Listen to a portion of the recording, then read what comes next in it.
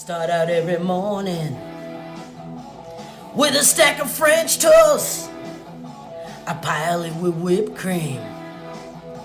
Now that's a fat man's dream. Then I go and eat a pound of bacon, and I follow with saying sweet grace. Then I eat a dozen. So we're bringing up the new little J Gambino. Everybody give it up for him.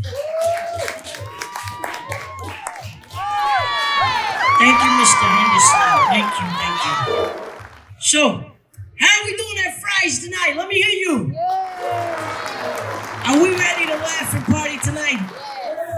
And let's not forget to show our respect. Order some food, order some drinks. Or if you paid the $20, I think you get a $10 credit, don't you, Veronica? So I think for $20, I think 10 goes to a good cause, and 10 gets you some gourmet fries and a soda. So we want to appreciate everybody. Thank you to everybody here. So I'm Little J Gambino, and some of you know the name Gambino. Are you that Gambino? Yes, I'm that family. I am that family. I'm the original OG, original Gambino in the house. And so the reason why they call me that is because I'm 5 foot with the hat. So it's kind of interesting. They call me Little J because I'm 5 foot with the hat, just like we call that guy 6'8". It's obvious. Look at him. So I was wondering, during the pandemic, did any of you feel paranoid during the pandemic? Did you go out, were you paranoid of catching the virus? I'll tell you what I was paranoid of. Now, I grew up in the south side of Chicago, and then when we left there, we went to Little Italy in the Bronx. So I know bad neighborhoods. I'm accustomed to that. I know which neighborhoods not to go in, the drive-bys, the this and that. During the pandemic, we were under attack. Any area you went to, you were in danger of invisible bullets. You could have been the victim of a drive-by like that. All it took was, here we are, standing in line somewhere, right? Trying to do the 6 feet apart. And what happens? You got that guy at the grocery store that's like this, waiting, turns around, lowers his mask, sneezes, because he don't want all this junk in his face, turns back around. Every time that spray of saliva would come down, I was like, I'm hit. Invisible bullets, right? Because you don't know for 2 or 3 days if you caught the virus. Now, if you're in a bad neighborhood and there's a drive-by, you know if you got hit. But here's the thing. You get shot down in a bad neighborhood, all your homies come to see you. They're like, don't worry, guy, I got you. I'm praying. I'll check on your kids. Catch the virus and call them up. No, I'm sorry, man. I can't come see you. The wife said if I come, I can't get back in the house. I mean, you're going through this alone, okay? So I was thinking to myself, Michael Jackson, he's like Nostradamus. He must have had a premonition. Because long before the pandemic, he had his mask, he had his gloves. He was ready for this. I woke up in the morning, put my gloves on, put my mask on. I look in the mirror and I wonder, did I sanitize? I go to the store now and I practice safe distance. No, I'm not okay, hate living this way. No, I'm not okay, hate living this way. You've been hit by, you've been struck by coronavirus. Woo! So, thank you. I do comedy, but I also do something called recycled music. That's where I take tunes from the past, I give them fun new lyrics. I sing about what you think about but don't dare say. For example, you guys remember the song Baby Got Back? Well, I got married, started raising kids, and forget about it. With all the brownies and cookies my wife was baking, I was getting bigger and bigger. So one day I stepped on the scale and my gut popped out, and I said to myself, oh my God, it's a big old gut. And then I stood there and I looked at my friends and I was like, how did I ever get this big gut? So I took the song Baby Got Back and I turned it into I Got a Big Gut. My homeboys tried to warn me as I piled on the corned beef. Said I'm getting bigger, skin is getting thicker. I jiggle and I wiggle every time I giggle. Ain't gonna let you weigh me. Call me Jello baby. Shake it, yeah, shake it. Yeah, shake that flabby gut. I say shake it, yeah, shake it. Yeah, shake that flabby gut. You know, I'm all about the food. But I gotta tell you, food's a wonderful thing. Because not only does it make us happy, but it's my secret weapon to looking young. Because here's the thing, I'm Italian, right? I'm Italian, I just got a divorce in the pandemic, I got 6 kids, they're all grown. My oldest is 32. I'm 56. Do I look 56 to you guys? No. You know what the secret is? Chubby cheeks knock out the wrinkles. Bread, pasta, cheese.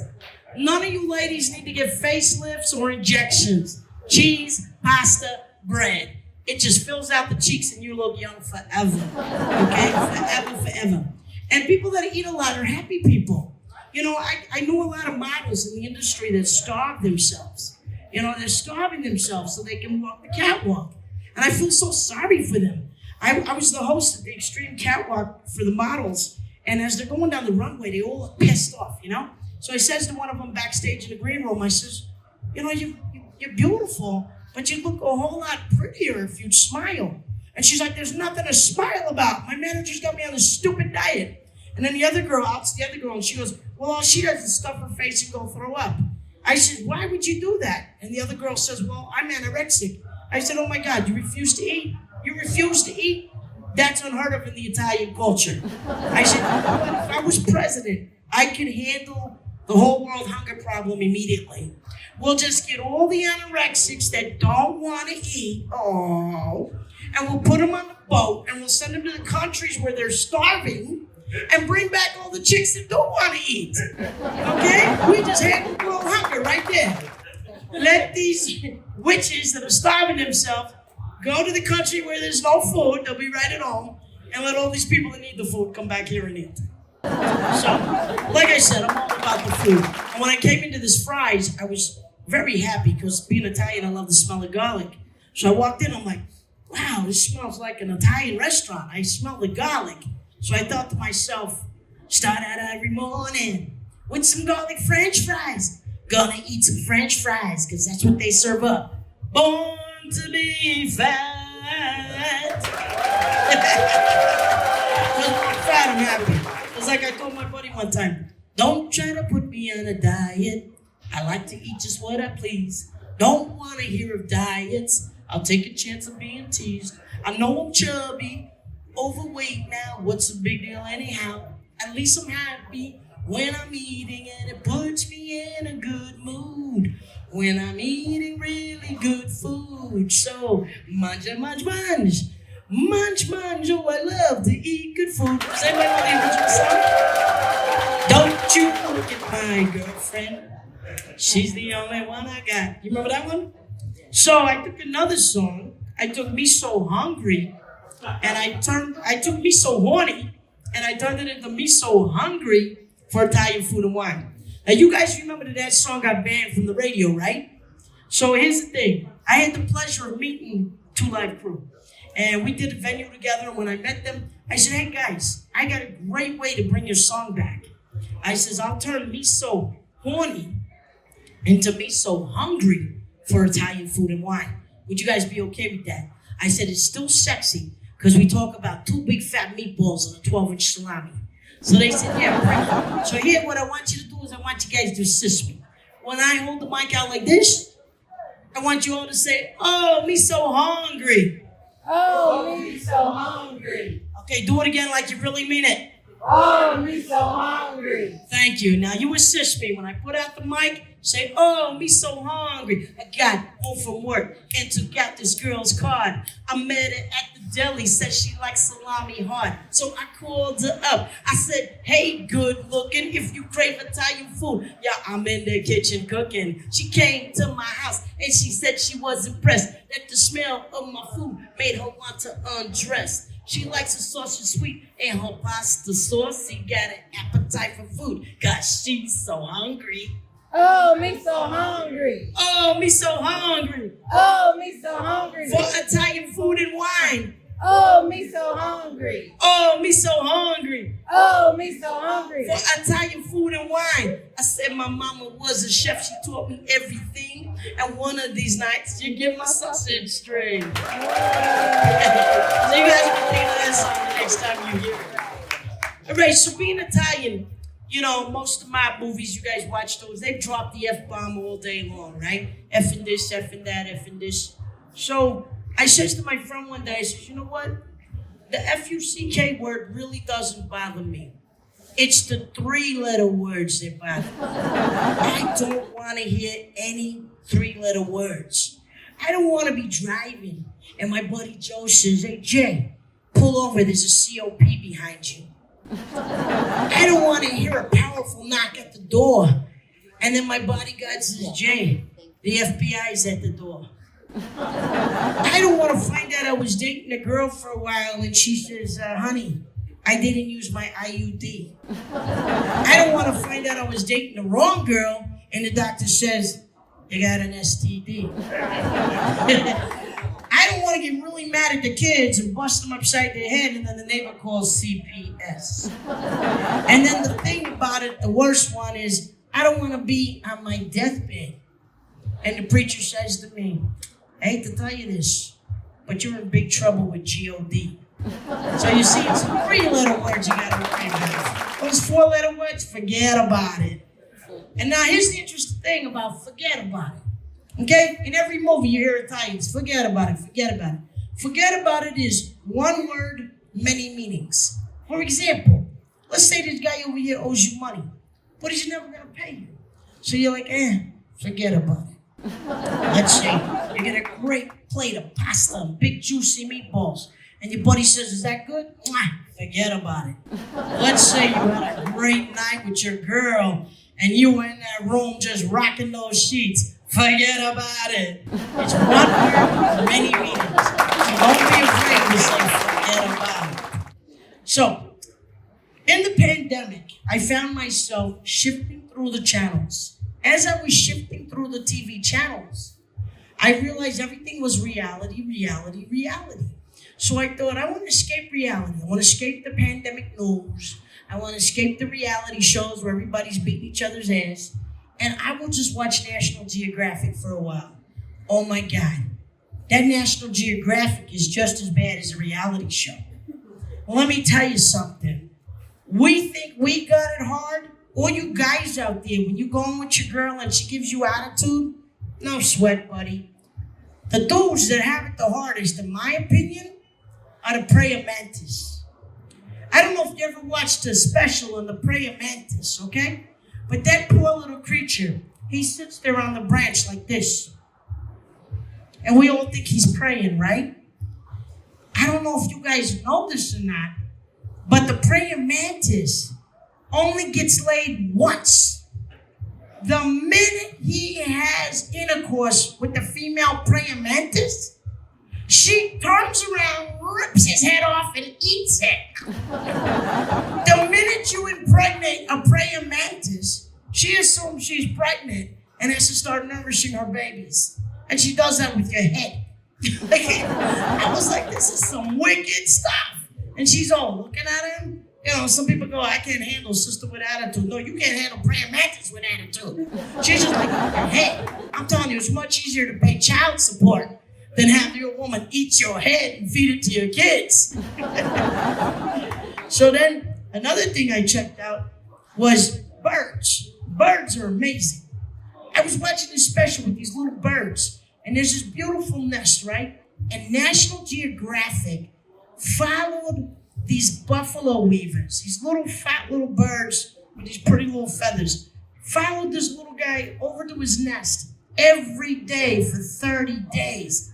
This little guy is gathering sticks and twigs and things to build a nest because he had mated with this cute little bird, this little female bird. Now, I watched this 1-hour special. They followed this little bird who his job, because he had mated with this girly bird, was to go and build a nest. Now, you guys don't have to do all that. I mean, you know, you lay up with a girl, she gets pregnant, she's gonna say, "Go build me a house now." You don't have to go out there and build her a house. This little guy had to build a nest. For 30 days, he gathers. He's in a tree. He almost gets his ass kicked in by a squirrel. A squirrel just knocks him out of the tree like, "Yo, these are my nuts." So, you know, he hits the ground. When he hits the ground, he sees some little twigs and things. He goes to get those. And there's a bunch of freaking red ants. The poor little guy gets smothered by red ants. He's out there, tweet. I've been bit by red ants. They hurt. So this little tiny guy He's fighting squirrels. He's fighting ants. And then he ends up going and building this nest. You guys think you got female problems? Okay, I just got a divorce. I was married to a Latina for 8 years. I felt sorry for myself until I saw this bird. 30 days later, he's created this big nest.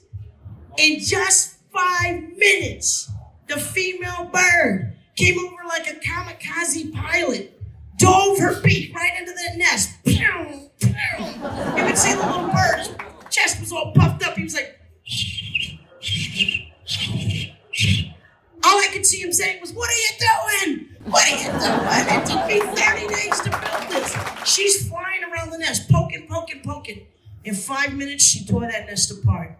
Everything fell to the ground. Oh my God, we think we got it bad. That little guy built this nest 30 days, and in 5 minutes, his woman tore it up. Now, in National Geographic, they explain that the woman has to do this. The female bird does this because she wants to know that when she lays her eggs in that nest, that the other predators aren't going to get in there. But I felt so bad for the little guy. I mean, his little chest was going, looked like he was going to have a heart attack. You could just tell he's tweeting away and he's going, "Woman, why are you being a witch? What are you doing?" I was like, "Dump her. She doesn't deserve you. Dump her." So, like you guys know, I do recycled music, parodies, and comedy. I just like to flip the script. You know, when something in life bothers me, I write a little parody song about it, and then I feel better. It's kind of like self-therapy. For example, road rage. How many of you ever went driving down the street and a complete stranger, for no reason, starts mad dogging you on the street? He's like riding up on your butt in one of those monster trucks. You know? He's like mad that you're going too slow. He's honking. He's flipping you off. One day I had this psychotic dude just flipping me off and screaming at me. I had done absolutely nothing. But I was doing the speed limit, and apparently because he likes to speed, I was messing up his day. I was screwing up his whole world because I'm doing the speed limit and he wants to speed. So finally I just moved to the side, and as I moved to the side, he goes by me and starts screaming all these 4-letter words. And he doesn't just flip me off once. He double fingers me. He's like, "Yeah, blah, blah, blah, blah." I was like, this guy's crazy. Did anybody see the movie Unhinged? Yes. With Russell Crowe? Crazy. Forget about it. Did that lady get the hassle of her life for getting that man pissed? So my first thought was, you know, to talk back to this guy. And then I was like, no. If you see the movie Unhinged, you will never debate with another road rager again. Because that guy went full-scale serial killer. And he didn't just go after her, he went after the whole family. So what I did to relieve the stress from this man going off on me is I wrote a song about it. So I played that funky music, and I turned it into the Nasty Fingerbird. So I want your assistance, because normally I have a live band or a DJ. So when I hold the mic out like this, I want you guys to say, "Nasty Fingerbird," okay? So to sound like, "Flipping me the Nasty finger bird. Let's try it one more time. "Flipping me the Nasty finger bird. Thank you. Now, normally I'm not on a leash. Normally I'm on a wireless mic so I can come up and interact with you guys, get up close and personal. But maybe it's good I'm on a leash because I just had a lot of garlic. I don't want to make you guys pass out here. So, when I hold the mic out, what do you guys do? Nasty finger bird. That's right. So, hey, yeah, that nasty bird. He flipped me the bird. Now, late one night while driving, I was followed by a big van. Then he sped around me, well, yes he did, and flipped me off, I don't understand. And then he started screaming, acting like he's out of control. And then he started cursing, words I can't repeat, and flipped me off, and why, I don't know. And he was flipping and screaming and driving up beside me, and just then I noticed his one finger salute. He shouted every ugly nasty word now. Every ugly nasty word. Every ugly nasty word now. And guess what, y'all? He ended each insult, flipping me the nasty Finger bird. that nasty bird. Flip me the bird. Thank you. So remember, if somebody Do not go off on them. Just save yourself. They might turn into be unhinged like Russell Crowe. Just sing my silly little song. Now, earlier I told you I was all about the food, right? All about the food. As you can see, I'm round. My ex-wife of 11 years, she used to call me the baked potato, and she was the French fry. But it was cool because she was tall and slim and I was short and round. Together we were the perfect 10. So that's right, that's how that works out. So what I did was I made a song about my love of bread. You guys remember the song I Love Rock and Roll?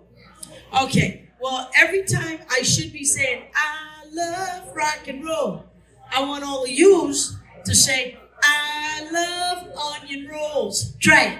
I love onion rolls. Give it to me one more time. I love onion rolls. Now this is a true story. I met this girl in this deli and it went down like this. I saw her standing there by the bread machine. I knew that she could make most anything. I said, baby, can I take you home? Well, you can bake me an onion roll. Then I took her home and she baked bread. Yeah, bread. All the bread that I could be fed. She baked bread. Yeah, bread. I said, I love onion rolls. put another loaf in the oven, baby. I love onion rolls. Come and use my oven and bake for me. Ow! Yeah. Thank you. I love that applause. Thank you. Thank you. So, I was thinking, do any of you have, well, let me clarify something.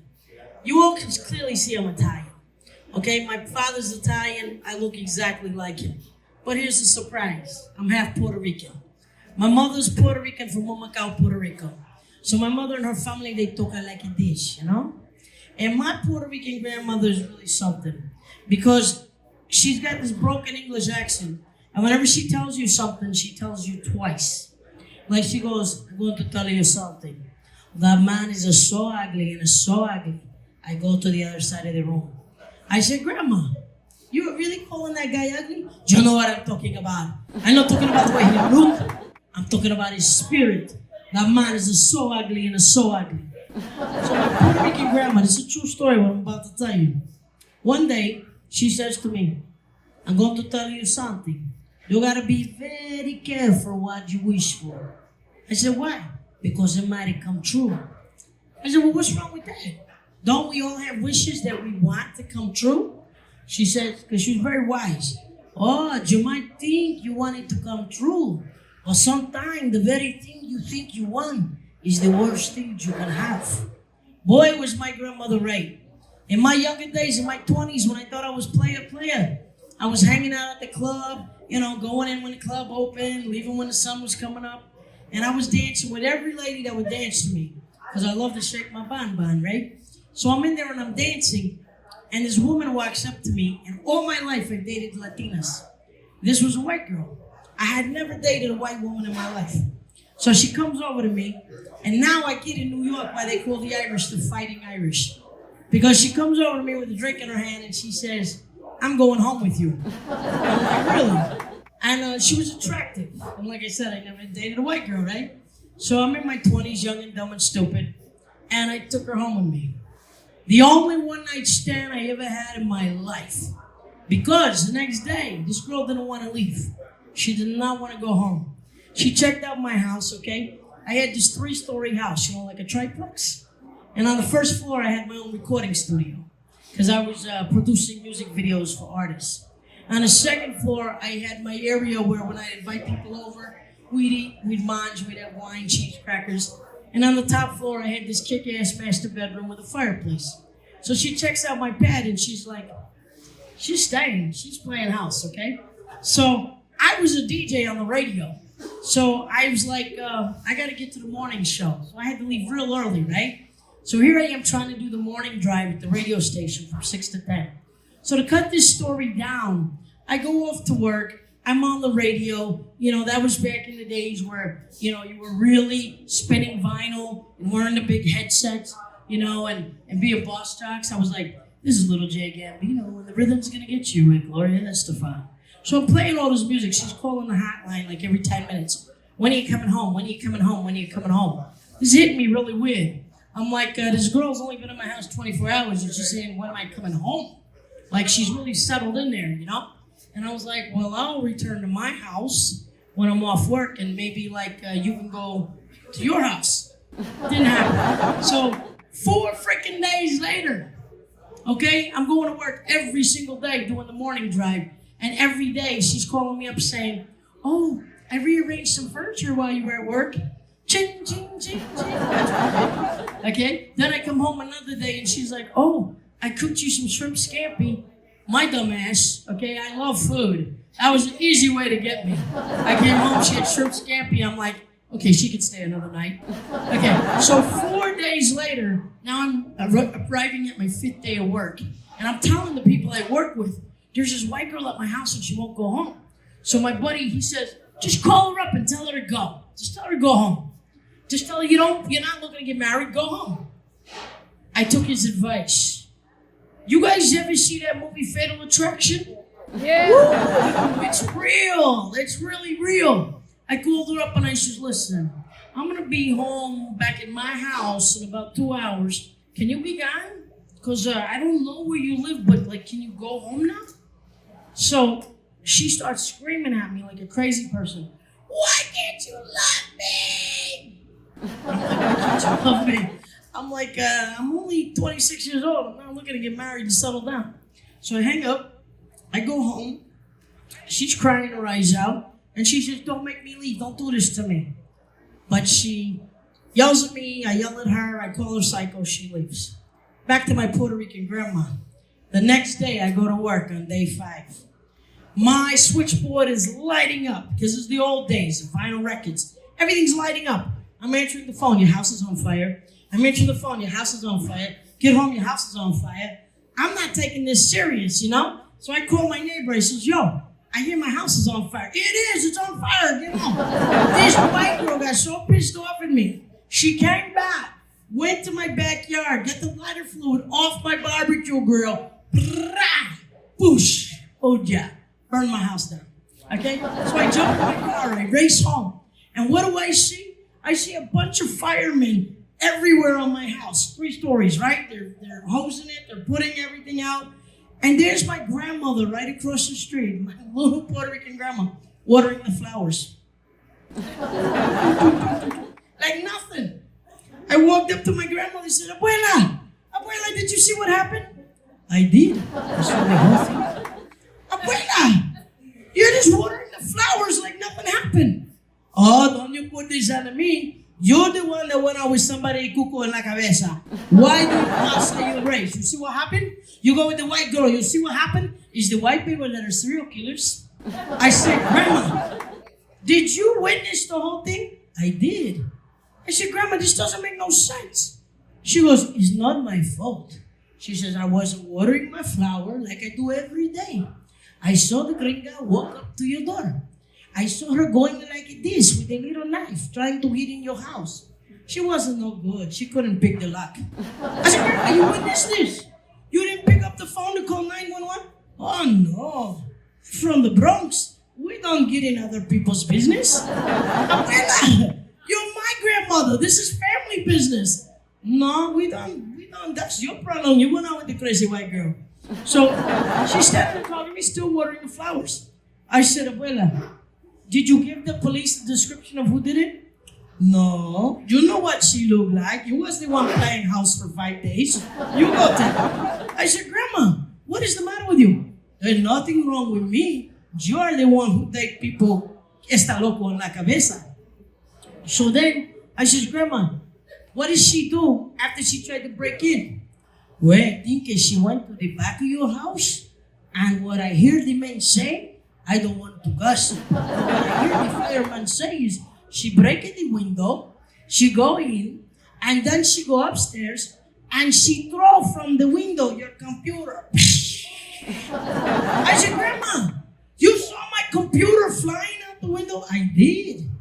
I said, Grandma, why didn't you do anything? Oh, I don't like those things. Those things are not good for you. You sit it too close, you ruin your eyes, No family time? I don't like them. It's good. It's good she got rid of it. Grandma, when she's throwing it out the window, that's not a good sign. You should have called the police. I'm going to tell you again. It's not my fault. You went out with a gringa. So she continues watering the flowers. I says, Grandma, did you see her actually set the house on fire? I did. She was crazy. She walked around your house like 3 times. She's thinking what to do next. I put the water down and I said, I wonder what this este loco la cabeza is going to do. You know, you should get a girl with more meat on her bone. She's a gata flaca. Gata flaca. My grandmother called her a skinny cat. Why you want to date a skinny cat like that? I said, oh my God, Grandma, quit criticizing. What happened next? Well, what happened next is she taking a lot of fluid, she poured it on, and then she throw the match. You have a gas stove, it make a big boom. I said, Grandma, did you call the fire department then? No, I didn't have to. Your neighbors called. They all come. I said, Grandma, who does this? Oh, since there are witnesses, some crazy person torches their grandkid's house and does nothing. I'm going to tell you again. You told me ever since you was a little kid, I'm going to grow up, I'm going to have a wife, I'm going to have a children. You be careful what you wish for. You see what happened? You went to the club, you shaking your bam, you brought home esta loco en la cabeza. That's not my fault. I was like, wow, she's schooling me. I'm dating outside my race. So I says, Grandma, did they arrest her? I think they did, but you need to give a description. So, where are you going to sleep at tonight? I said, Grandma, I don't know, I'm homeless. All I got is my car. Well, do you want to stay in my house or you go to a hotel? I said, I don't know, Grandma, I'm so stressed. So she looks at me, as all Puerto Rican women do, and she goes, bendición, which means sleep with the angels. I said, okay, Grandma, I'll try to sleep with the angels. So what did I do? I went and I checked into the cheapest freaking hotel I could find, and it happened to be called the Blue Angel Hotel. So all I gotta tell you is that those of you that got grandmas, when they try to warn you, listen. They're like Nostradamus. Okay, I had no idea when Grandma used to tell me to stay away from the crazy white girls that she was onto something I was not. All right, I'm Jay Gambino. I had a great time here today. Thank you. If any of you want to laugh, just go to YouTube. Hit Little, L-I-T-T-L-E, Little J Gambino Reloaded. Hit subscribe, and you'll always know where I'm performing, and you can also get some free tickets to my show. Ciao. I'm here, Mr. Fries, man. You know what? I think Shrimp, my grandma crab, eating in my fridge. garlic, all over these fries. I'm in She freaking fucked up, heaven. like, All you Mr. T. Italian paisans, you gotta come Now down you're and check right. this Where out. you go? Look at this, look at this. You know what I'm saying? Look at this. Like, look, he'd have been at Walmart like last Saturday. He said, I seen 2-3 bitches in there with the brother go. Hey, it wasn't even because. It's like food porn. It's like food porn. Oh my God. The way it makes you feel. Forget about it. It's because it was fucked up. Shrimp, so, forget like, about it. And then it be fucked up because, like, it ain't no problem giving ideas and shit for IG and TikTok. I'm not even But, like, playing. you take the idea, Forget about it. Come down here. Get this stuff. This is beautiful. This is really good. Professional, like, Look at the crab. these girls that went to Look at the crab. I'm not even joking here. The girl behind the camera, she's drooling right now. She's drooling. Like, hey, girl, wants it to look like this. That's amazing. But then it looks You're like, amazing. what the fuck? This woman's amazing, guys. You know what I'm saying? Like, You love it? I'll be here not to tell jokes, but to stuff my face, man. Forget about it. Come join us next week, and don't forget about it. Born to be fat. All right, all my chubby people, sing it. Born to be fat. That's a rap, baby. Ciao.